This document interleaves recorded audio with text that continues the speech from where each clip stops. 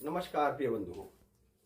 आज हम नवरात्रि के उत्तरार्ध में करने वाले मुख्य कुछ कार्यों के लिए आपके सामने उपस्थित हुए हैं। जैसे कलश स्थापन तो आपने पहले किया, कलश का विसर्जन कैसे किया जाए, उस पे जो पत्ते रखे हुए हैं, पल्लव रखे हुए हैं, उनका क्या किया जाए, कलश का स्थापन जिस पर किया हुआ है उसका क्या किया जाए, और कलश के अंदर जिन देवताओं के नाम से आपने जल को पूरित किया था उस जल से क्या किया जाए, और कलश का विसर्जन, क्योंकि वरुण देवता का आपने आवाहन किया तो वरुण देवता का विसर्जन, उसमें हमारे सभी देवता विराजमान हैं। देवदानव संवादे मध्यमाने महोदधौ उत्पन्नो तदा कुंभ विधृतो विष्णुना स्वयं तत्तो ये सर्वतीर्थानि, उसमें सभी तीर्थ स्थापित किए हैं। क्योंकि कलश का स्थापन करते ही वरुण देवता के साथ में 33 कोटि जो देवता हैं और नदी, देव नदियां, सागर और जितने भी सप्त सागर हैं वह सभी सूक्ष्म रूप से उस जल में स्वयं ही विराजमान होते हैं। उसके ऊपर भगवती श्री के समक्ष नारियल रखा जाता है। नारियल का मुख अपने सामने हो, मतलब नारियल में जो त्रिनेत्र है, मैं पहले भी एक संस्करण में बता चुका हूं, उसको अपने सामने ही रखना चाहिए। नारियल श्री का स्वरूप है, इसलिए लाल कपड़े से या चुन्नी से उसको आपने आच्छादित किया और फिर आपने कलश का पूजन किया। वरुण देवता में सभी देवताओं का आवाहन है और सभी देवता, यहां तक कि भगवती जगदम्बा, महाकाली, महालक्ष्मी, महासरस्वती का साक्षात स्वरूप वह वरुण देवता है। इसलिए वरुण देवता का आवाहन देवी के पूर्व होता है और विसर्जन कन्या पूजन, जो 9 वर्ष से छोटी कन्याओं का आप पूजन करते हैं, भोजन कराते हैं, या उनका तिलक आदि या जो भी षोडशोपचार आप पूजन करते हैं कन्याओं को बुला करके, उसके बाद यहां पर नौ देवी में यह भी नियम है कहीं कहीं लोकाचार में कि जो श्रीफल रखा हुआ है उसको खोल करके, मतलब उसको निकाल करके देवियों को भोजन कराया जाए और उसको थोड़ा थोड़ा प्रसाद रूप में सभी लोग लें। आपने जो जवारे बोए हैं उसको साल भर अपने तिजोरी में रखना चाहिए।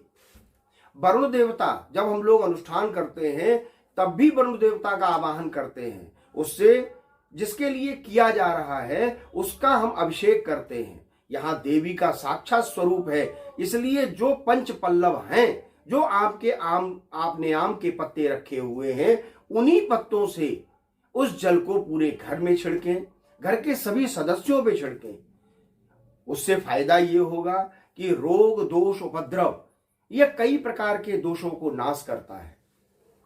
उसके बाद जो जौ बोए हैं या कलश के ऊपर आपने श्री को स्थापित करने के लिए जो चावल रखे हैं, उन चावलों में से थोड़ा सा आप लक्ष्मी के लिए रख सकते हैं। नहीं तो उनको अच्छी जगह या तो जल प्रवाह करें, नहीं तो भूमिगत करें, भूमि में गड्ढा खोद करके उनको दबा दें, जिससे कि वह भूमिमय हो जाए।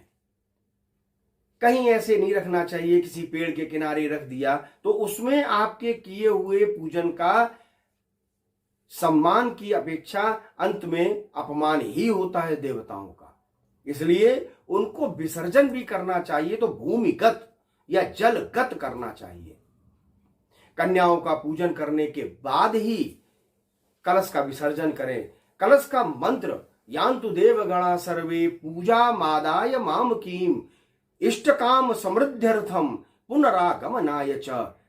यान्तु देवगणा सर्वे, जहां देवता गण आदि रह रहे हैं, गणा सर्वे पूजा मादाय माम कीम, हमारी पूजा का पूर्ण फल देने के बाद आप वहां पर स्थापित हों। यत्र ब्रह्मादयो देवा तत्र गच्छ हुतासना, और जहां ब्रह्मा आदि देवता हैं वहां पर आप गमन करें। और जब हम आपका आवाहन करें पुनरागमनाय च, हम पर कृपा करके पुनरागमन करें। देवी जी का पूजन करते समय देवी का मतलब हमारे यहाँ कन्याओं का है। हम कहना ये चाहते हैं कि देवी, जैसे वैष्णो देवी या किसी भी देवी स्थान से आने के बाद कन्या का पूजन करना चाहिए, तो 9 कन्याओं का विशेष महत्व है। प्रथमं शैलपुत्री च, द्वितीयं ब्रह्मचारिणी, तृतीयं चंद्रघंटेति, कूष्मांडेति चतुर्थकम, पंचमं स्कंधमातेति, षष्ठम कात्यायनी च, सप्तमं कालरात्रि च, महागौरीति चाष्टमम, नवमं सिद्धिदात्री च। ये 9 भगवती के स्वरूप कन्याओं की आयु भी 9 वर्ष से कम की ही होनी चाहिए। और साथ में भैरव स्वरूप, जैसा मैंने पहले भी बताया था, एक उनका स्वरूप बालक जरूर हो। उसके बाद आप जो भी खिलाना चाहें वो आपकी श्रद्धा है। नमो देव्यै महादेव्यै शिवायै सततम नमः, नमः प्रकृत्यै भद्रायै नियतः प्रणता स्मताम। नहीं तो एक मंत्र बहुत अच्छा है, या देवी सर्वभूतेषु कन्या रूपेण संस्थिता, नमस्तस्यै नमस्तस्यै नमस्तस्यै नमो नमः। ये मन में बोलते हुए उन कन्याओं को भोजन भी कराएं, उनको पूजन भी करें, और जो भी आपके लौकिक भी हो या पारिवारिक जो भी परंपरा है उसको जरूर निभाना चाहिए। कुल परंपरा के अनुसार भी पूजन करना चाहिए। देव परंपरा के साथ कुल परंपरा भी परम आवश्यक है। और पूजन करने के बाद कलश का स्थापन जैसे आपने पूर्व में किया था, ऐसे ही कलश का विसर्जन भगवती के कन्या पूजन के उपरांत ही करना चाहिए। 2 मंत्र इसके हैं, जैसा पहले मैंने एक बोला वो। दूसरा ये है, गच्छ गच्छ सुरश्रेष्ठ स्वस्थाने परमेश्वरः, यत्र ब्रह्मादयो देवा तत्र गच्छ हुतासना। इसको सुन भी सकते हैं, सुनकर भी चावल छोड़ करके।